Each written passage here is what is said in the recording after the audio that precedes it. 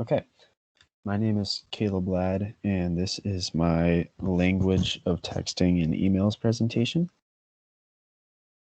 I would like to preface this by saying if it seems a little mundane or lackadaisical, it's not for a lack of effort, it's genuinely for a lack of interesting flair or language used in my texting. With that being said, my emails are solely professional. I cannot think of an instance where I have or would email a friend rather than text them. Um, I use proper conventions of the English language. If it's a professional email, then there's no reason it shouldn't be proper conventions of the English language. And I don't really have any flair in my emails. It's just kind of boring and professional. My texting, though, I don't text a lot. My primary form of communication with friends is Snapchat, which I would show if I could, but once you send a Snapchat, it's gone. So wasn't really much I could do about that. But I am an English major through and through. I won 2 spelling bees in elementary school, and ever since then, I've kind of been a grammar freak. I correct people when their grammar is wrong, and I try to use proper grammar myself. It's just who I've always been. So that shows in my texting. With that being said, though, there are a few things that I do differently in text than I would in a professional email. So clipping, not a lot of examples. If I'm talking to a friend, I might say something like "Good job, bro," and just shorten brother into bro, just to indicate that they're a friend of mine. And okay, I'll shorten OKAY to okay.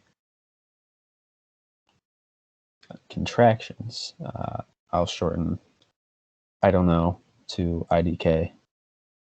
That's really the only instance of that.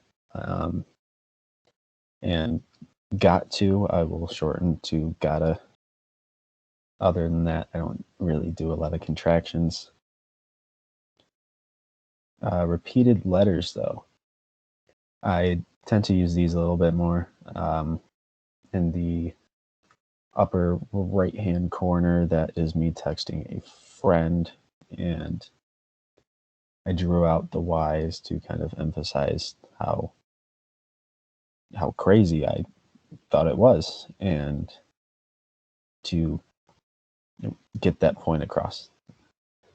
Upper left hand corner, uh, with the picture of the book, I drew out the O's to emphasize how cool I thought the picture of the book was. And in the bottom left, I used the repeated letters differently. The drawn out O's are kind of to emphasize a sarcastic meaning to the word okay. So it was basically saying in an off putting way that they were lying and I don't believe them, but it was kind of in a teasing manner. So language I wouldn't use in emails, like "good job, bro." I wouldn't email someone the word "bro." I wouldn't use emojis, and I wouldn't draw out letters. I wouldn't use profanity, and the example of the word "cap," which is just another word for lying, or "that's a lie." I wouldn't use that in email. But one thing I do use a lot is ideograms. I tend to use emojis to get my point across. this upper left, I showed this earlier, but I put the laughing face there to kind of also emphasize that I thought it was funny. And it's kind of hard to get a feel for how you mean the sentence to sound. So I included that in the upper right-hand side. I can't really think of anyone who would be happy about Alex Trebek dying, but you never know. There might be some Alex Trebek hater out there who was happy about it. So I put the sad face there to emphasize how sad that was for me. And my mother, who I texted that to, responded with the sad face too. Then on the bottom, I use a lot of GIFs while texting people. I just think it's funny. I don't know if anyone I'm texting thinks it's funny, but I have a lot of fun with it. So the bottom left, I said, nope, you lie. And just for a little flair and humor, I included this GIF of Anakin Skywalker. The middle, I was having a little playful argument with a friend, and she said, "You're annoying," and I sent back the old Bernie GIF saying, "Deal with it." She said, "I'm gonna kill you," and I said, "I will hit you in the throat." I definitely would not be sending this in an email, but it's something I use a lot in texting. And on the right-hand side, that's basically a continuation of that texting thread. So yeah, I use a lot of ideograms.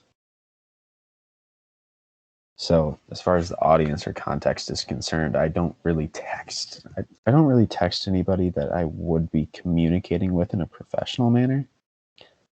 So if I was trying to get a hold of my boss or a professor or administrator, I would email them rather than text. I kind of have two different worlds. If I'm emailing someone, I know it's professional. I know I need to keep my language professional. But if I'm texting someone, I immediately think that I can be a little less professional. I could use emojis. I could shorten words. I could clip words. My texts are pretty much only to friends and family, which I mean, I'm closer to them than I am to my professors or administrators or bosses. So it's natural that my grammar and style while messaging could get a little looser. And this all depends on the seriousness of the conversation. If I'm just messing around with someone, I'll use GIFs or emojis more. If I'm just having a funny conversation, I'll shorten words, or a casual conversation, I'll shorten words. I'll say bro, or I'll or stuff like that. I'll shorten stuff, and I'll use emojis and GIFs and stuff like that. But if it's a serious conversation, like if I'm trying to help someone through a hard time, I'll genuinely or generally kind of resort to a more professional style of texting, kind of like my emails are. So I don't tend to use my GIFs or emojis when I'm trying to help someone out, or if there's a serious topic that comes up. I want to get my point across and leave no room for misinterpretation. So I try to be as concise and professional as possible in those situations. So yeah, I know I gotta step up my texting game, my email game. I gotta get a little more flair in there, but as I am right now, that is pretty much my texting and email style. thank you for watching. I hope you enjoyed.